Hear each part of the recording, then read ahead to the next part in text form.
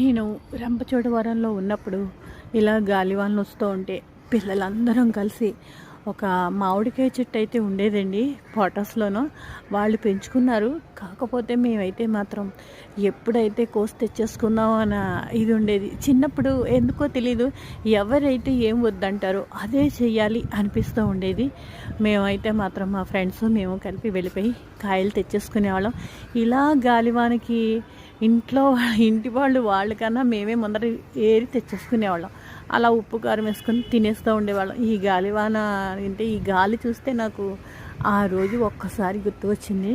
కానీ అలా తిన్నా మనకి అంటే మాకు పడే చిన్న పిల్లలం కాబట్టి ఇప్పుడైతే కొంచెం తింటుంటే తేడా చేసేస్తుంది. వద్దురా బాబోయ్ అనిపిస్తోందండి.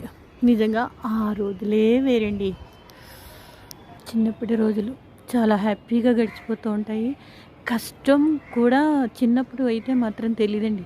భగవంతుడు ఎప్పుడైనా సరే కష్టం అనేది చిన్నప్పుడే పడిపోవాలి ఎవరైనా సరే. పెద్ద అయిన తర్వాత అది మనసుకి చాలా బాధగా ఉంటుంది కష్టం అనేది మనకు వస్తే.